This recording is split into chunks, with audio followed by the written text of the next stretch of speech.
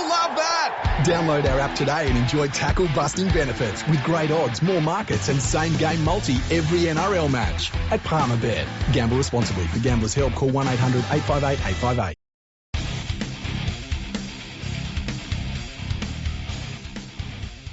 Hello and welcome to episode 398 of Fergo on the Freak. I'm that bloke from Rugby League Project, Andrew Ferguson. You can find me on Twitter at AndrewRLP. And joining me is no one. Freaky got held up. Sure, let's go with that. He's probably at a train station somewhere. He's got hobbies. Anyway, this will be our Round 8 preview. I'll just be on my Pat Malone here. And this will, of course, come to you from our good friends at Palmerbet. Always remember, gamble responsibly. Let's hook into it. So, first off, we got the Broncos versus the Sharks. Broncos are at $4. The Sharks at $1.25. The line's at 11.5, which is that's pretty resounding. For the Sharks, Wade Graham has been named in the 19-man squad. He looks like he might actually force his way into the side, but he'll probably come onto the bench. If he does do that, it'll either be, I'd say, maybe Jack Williams, that will probably be the one that comes out of the side, or Andrew Fafita. Tig Wilton might move to the bench otherwise, and Wade Graham will take his spot in the side in the run-on team. Finnegan also returns and will be starting at lock. So those are two massive ins for the Sharks. For the Broncos, Bronco Lee and Tessie Rabati are both into the side. Billy Walters is now at hooker. They've got an actual hooker on the bench in Corey Pay. I don't know why you'd have Billy Walters in the 17 at all. That's just a bad one. I'm going with the Sharks in this one, and I think they'll probably cover the line. I reckon they'll probably win this one by about 18. Their attack's looking pretty good. Their defence is pretty strong as well at the moment. Broncos, they go through these phases where they get very one-dimensional, and when they get into that phase, this Sharks side will just punch holes through them, and they won't get back into the game. That's the big concern they've got. Next up, Friday night, Titans versus Panthers. Oh boy. Penrith at $8.07 to win this. The Titans at $8.70. The line is at 20.5. And that's fair. That is absolutely fair. This could be a mess the way the Titans have been playing of late. They are bad. One good thing for the Titans is they don't have Fafita playing at centre anymore, so that'll help them. But as I said in the last episode, they've got to start parking him on the edge. I know that's where he's at his best, but this bloke needs to learn that you've got to get your hands dirty. He's got to get in and do some work. So put him in the front row and make him earn his crust for a few weeks and realise what's actually required of the forwards that are out there and what he needs to do on a regular basis. Then park him out wide and say, right, we want you to do that dirty stuff still, but we still need you to realise that you are on big money. We need you to do these great fancy things that you do outside on the edges as well. Going to be an interesting battle through the forwards. The Titans have got a much bigger pack, but less mobile. But the Panthers' backs, especially through the halves, those halves are absolutely going to school the Titans' halves. AJ Brimson's been moved to fullback. Smith will partner Sexton in the halves, which means Asako's now out of the team.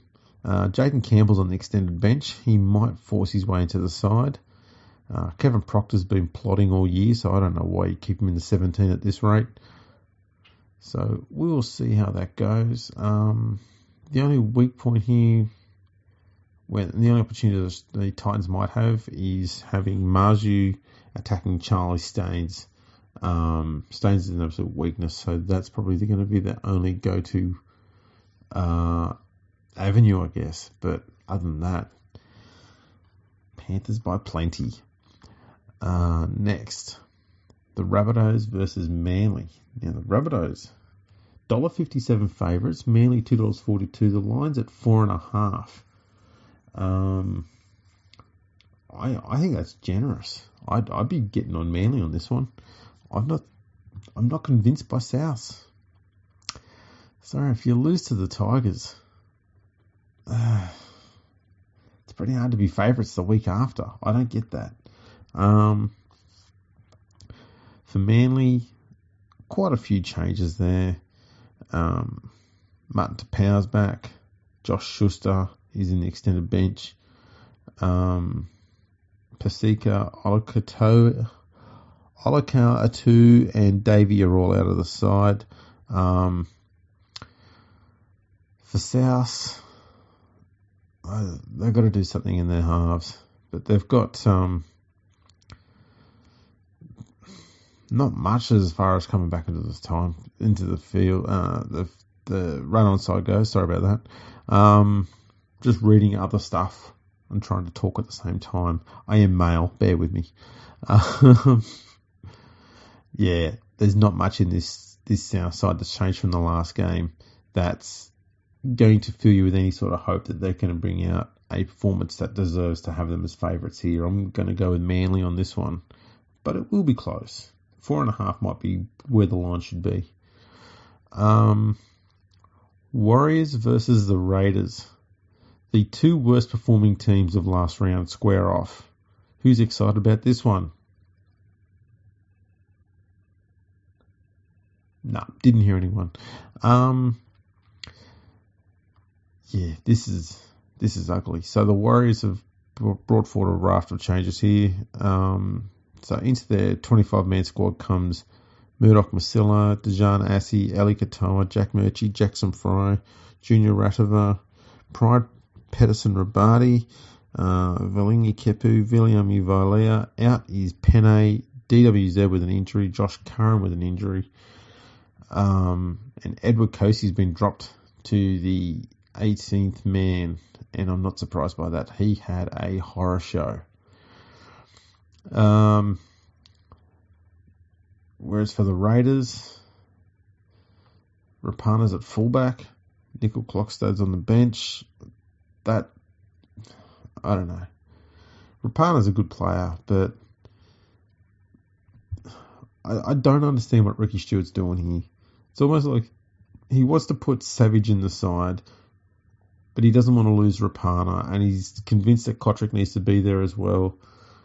And so he moves his winger in Rapana to fullback and puts his fullback on the bench. It's dumb. I don't get it. Makes no sense. Furthermore, I can't see why you keep naming Jared Croker on the bench. Either you put him in the run-on side and be done with it, or you just don't have him in the 25-man squad. I don't see the point in putting him down there. And at some stage, he's going to get brought into the team anyway, because if they keep losing and performing badly, then they're going to need to start bringing in changes. But yeah, this Raiders side's not really filling you with much hope. Over at Palmerbet, the Raiders, though, are starting as narrow favourites. They're $1.78. The Warriors $2.05.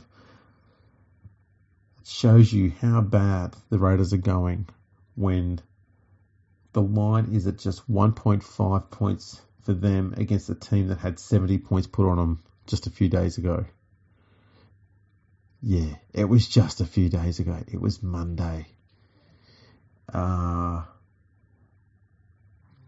Yeah, I don't know. This needs to be like a 4-all draw. Okay, next up, it is the Bulldogs versus the Roosters. And at Palmerbet, they've got the Roosters at $1.20 favourites. The Bulldogs at $4.60. The line is at 12.5. Now, this is a tricky one because the Roosters were pretty average. on Monday. The Bulldogs, I don't get it. They've brought in this great rugby league mind, this attacking genius as a coach, and yet they're sitting at the bottom of the ladder again. I thought we moved on from there, but here we are. Who would have thought that Trent Barrett was a shit coach? Anyway, I'm trying not to laugh there. So for the Roosters, we got Lachlan Lamb is back into the 25-man squad there. He's not going to come into the side. They're not making any real changes to the Roosters side. For the Bulldogs, not much has changed there either. At some stage, I think they're going to have to consider maybe switching Averillo and Burton around. Not that Burton's playing badly at 5'8", but we saw last year when he was at centre, he was just unbeatable on that edge there. And maybe Burton at centre is better than Averillo at centre. And maybe Averillo at 5'8" is just better for the team. I don't know. Something's got to change. They've got to move something around there somewhere. At the moment, they're just flat, very average. So I'm going to go with the Roosters in that one. They'll either turn up and put 50 on them, or they'll eke out a 6-point win. The Roosters are looking... I think they're on a bit of a downward slide, if we're honest. Next, the Eels versus the Cowboys.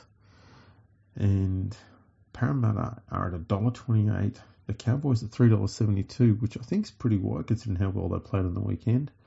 Palmerbet has the line at 10.5. Now, Hamarsai Tabuai-Fidow is on the extended bench, and I think they're going to have to put him into the side. I don't think you can just... I know Scott Drinkwater's, Freaky's good old mate. I know he played pretty well in the last few weeks, but I'd put him on the bench and put Granville out of the side and put Tabuai-Fidow at fullback, because if we're honest, he's a much better fullback than Drinkwater will ever be. Hiku wound the clock back last week and was absolutely unbeatable, and he'll be up against Penasini here. Dylan Brown has been moved to centre so that Jake Arthur can play at 5'8". Why? I don't know why you do that. That just seems stupid. But there we go. It's almost like the Eels here, Parramatta. They kind of want to see if it's possible for them to lose the game.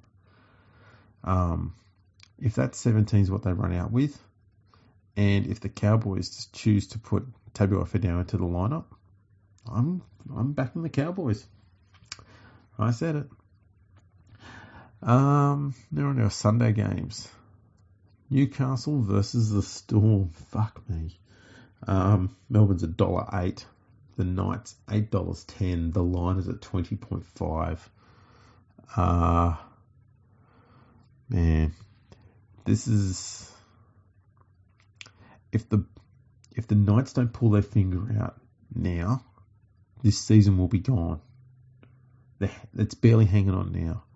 But this Storm side, they've now... This is a weird thing. They only clicked for 40 minutes last week, and that was the second half. And that was largely just through pretty much having all the possession. Eventually it was going to click.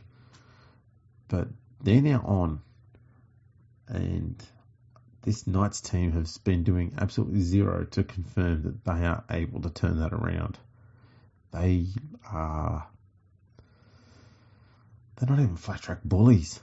They're just shit. That's it. So yeah, I'm going Melbourne on this one. It'll be a big one.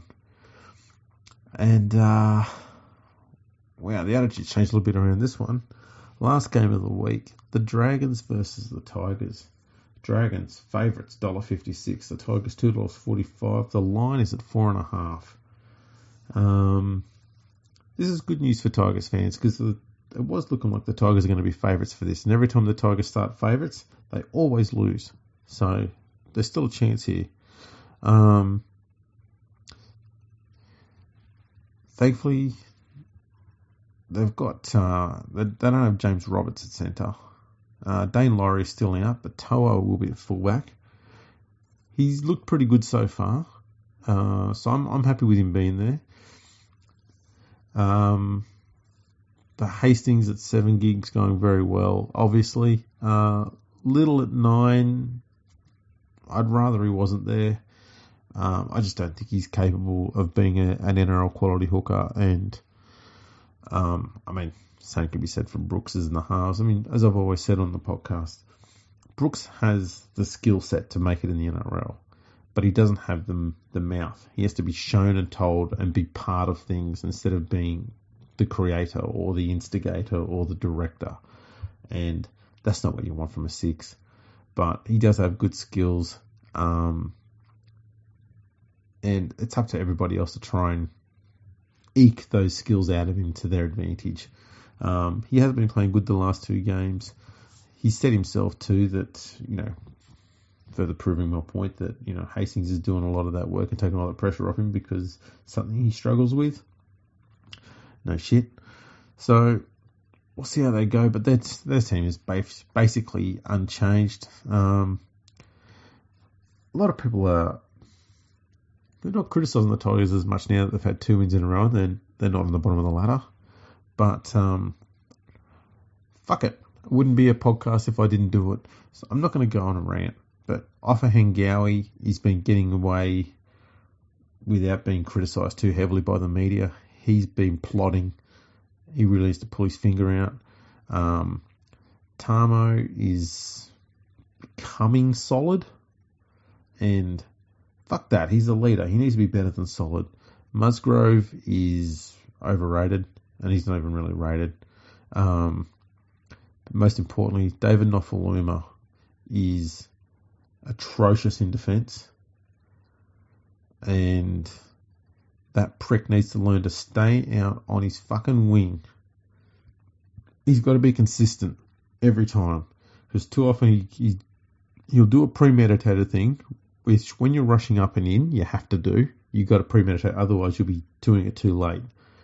But he's doing it about 3 plays beforehand, and the opposition halfback will see it before he gets the ball, and he goes, Nofaluma's gone, he's blown his load already. Okay, well, I can either kick to the corner, or I'll have a 3-on-1 if I decide to run. And the poor centre's just got no chance.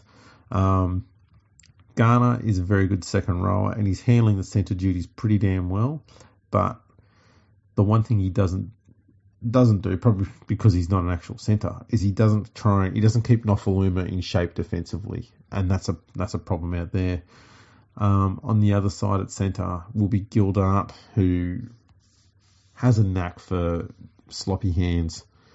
And it seems to be the only area where the Dragons are going to have a genuine, massive upside is in the centres, because Sully will steamroll through Gildart, and Lomax has that silky smooth skill set and the ability to, he'll trouble Garner. He'll probably get around him a few times as well. And Ravalawa will more often than not stay on his wing, which means he'll probably run in about 19 tries while Nofaluma's running around looking for hot dogs or whatever the fuck he's doing. If Brooks and Hastings are smart, they'll be bombing the living shit out of them and that'll be their way of scoring plenty of points as well. Yeah, it's a reasonably evenly matched game, this one. But, I'm going to go for the Tigers. So that's pretty much our rapid sort of wrap-up of this round. Thank you to Palmerbet, as always. Gamble responsibly. And you can catch us on the socials, Instagram and Twitter at FergoFreakPod. We're on LinkedIn, YouTube, Facebook, MySpace. So check us out on all of those. Follows, likes, all that sort of stuff. That'd be fantastic. And thanks for listening. Very brief, quick episode. And we'll catch us all next time. Palmerbet with the big don't argue. punters will love that. Download our app today and enjoy tackle-busting benefits with great odds, more markets and same-game multi every NRL match at Palmerbet. Gamble responsibly. For Gamblers' Help, call 1-800-858-858.